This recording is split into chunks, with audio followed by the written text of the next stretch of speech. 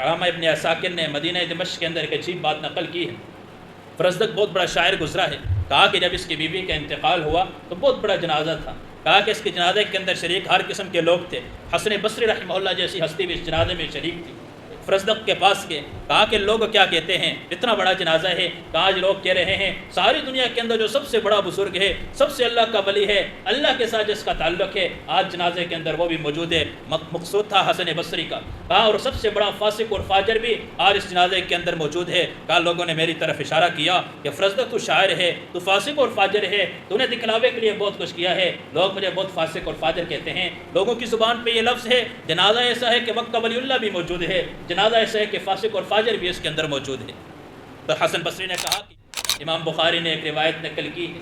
کہا ایک عورت تھی، فاحشہ عورت تھی، زنا کے اندر، فحاشی کے اندر اس کی زندگی گزری تھی، بدکاری کے اندر اس کی زندگی گزری تھی، خواہشات کے اندر اس کی زندگی گزری تھی۔ جا رہی تھی، راستے میں دیکھا ایک کتا تھا، کتا نجس جانور ہے، ایک کتا تھا اور وہ کیچڑ میں اپنی زبان مار رہا تھا، یعنی اس کو پیاس لگی ہوئی تھی۔ اس فاحشہ عورت نے اس کو دیکھا، کہا اس کو پیاس لگی ہوئی ہے، ہمیں جب پیاس لگتی ہے ہمارا کیا حال ہوتا ہے۔ اس فاحشہ عورت نے اپنا جوتا نکالا، کنویں میں اتری اور چشمے سے وہاں نیچے اس سے پانی نکالا، جوتے میں پانی نکال کے اس کے سامنے رکھا اور اس کتے نے اپنی زبان کے ساتھ اس جوتے سے پانی پیا۔ اللہ کو یہ عمل پسند آیا، انتقال ہو گیا۔ کسی نے خواب میں دیکھا، اللہ نے اس سے پوچھا کیا ہوا، کہا اللہ نے بڑا آسانی والا معاملہ کیا ہے، اللہ نے بہت آسانی والا معاملہ کیا ہے، اللہ نے بڑے رحم والا معاملہ کیا۔ کہا تیری تو ساری زندگی بدکاری میں گزری تھی، تیری تو ساری زندگی فحش کاموں میں گزری تھی، تو نے تو ساری زندگی اللہ کی بغاوت کی تھی، کیا ماجرا ہو گیا۔ کہا واقعی فاسق اور فاجر تھی، واقعی بدکار تھی،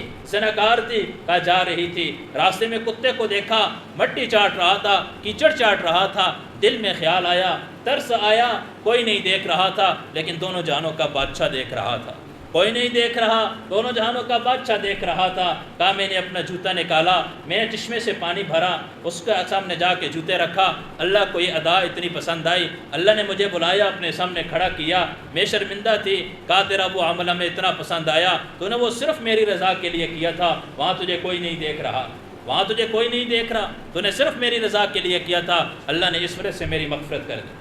چاہے چھوٹا سے دیکھیں، چھوٹا سا عمل ہے، اور بعض اوقات ایسا ہوتا ہے چھوٹے سے چھوٹا عمل ہوتا ہے، انسان سمجھتا ہے یار اس سے کیا ہوگا، اس سے کیا ہوگا۔ یاد رکھیں کہ چھوٹے سے چھوٹا عمل بھی بعض اوقات مغفرت کا ذریعہ بن جاتا ہے۔ ہاں شرط یہ ہے کہ اس کے اندر اخلاص ہو، شرط یہ ہے کہ اللہ کی رضا کے لیے کیا گیا ہو، کسی دکھلاوے کے لیے وہ عمل نہ کیا ہو، صرف اللہ کی رضا کے لیے کیا ہو۔ ادب المفرد کے اندر امام بخاری نے ایک روایت نقل کی ہے، وہ فرماتے ہیں کہ ایک شخص راستے سے جا رہا تھا، راستے کے اندر ٹہنی تھی، وہ لوگوں کو تکلیف دے رہی تھی، اب اس شخص اس ٹہنی کو اٹھایا، راستے کے سائڈ پہ جا کے رکھ دیا۔ آج ہم راستے بند کرتے ہیں، آج ہمارا ظرف ایسا ہے کہ اللہ اگر 2 کنال کا مالک بنا دے، اگر 5 کنال کے مالک بن جاتے ہیں تو تکبر فرعون بن جاتے ہیں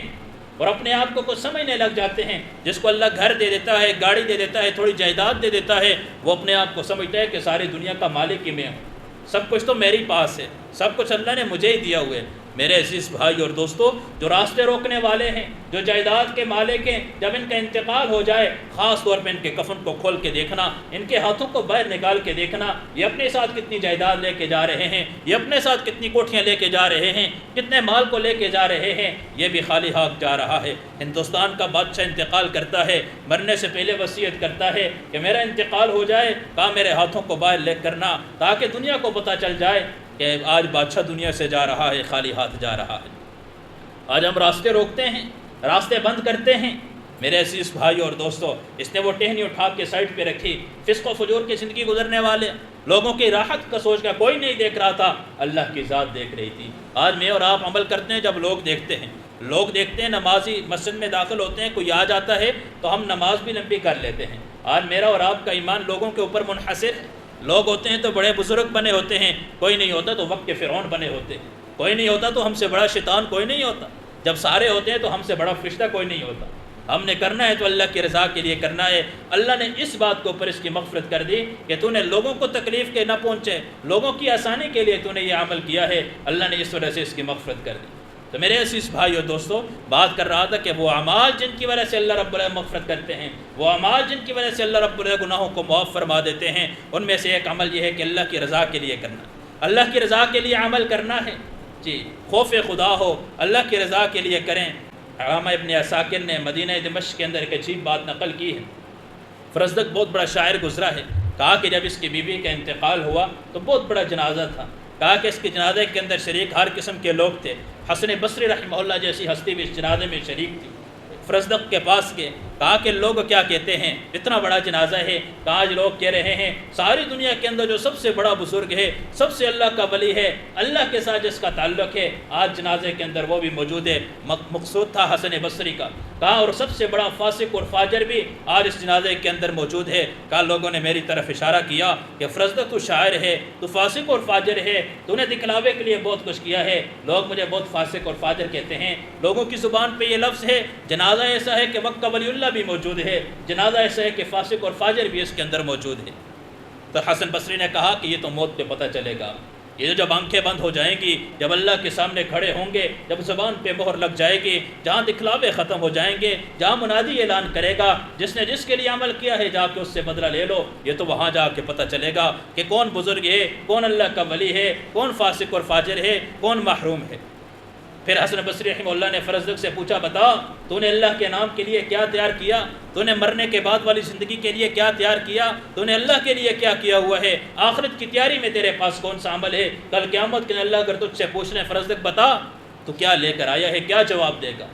فرزدق نے کہا 80 سال عمر گزر چکی ہے۔ حسن بصری 80 سال عمر گزر چکی ہے، فسق و فجور میں گزری ہے، خواہشات میں گزری ہے، شعر و شاعری میں گزری ہے، کچھ بھی نہیں ہے، ایک ہی کلمہ ہے، اشہد ان لا الہ الا اللہ اشہد ان محمدا عبدہ ورسولہ۔ کہا میرے پاس اس کے علاوہ کچھ بھی نہیں ہے، اللہ نے مجھ سے پوچھا میں اللہ کے سامنے یہی پیش کروں گا ربا، اور کچھ بھی نہیں ہے۔ انتقال ہوتا ہے فرزدق شاعر کا، خواب میں دیکھنے والا دیکھتا ہے، پوچھتا ہے کیا ہوا، لوگ تجھے بڑا فاسق اور فاجر کہتے تھے، بتا تیرے ساتھ تیرے رب نے کیا معاملہ کیا ہے،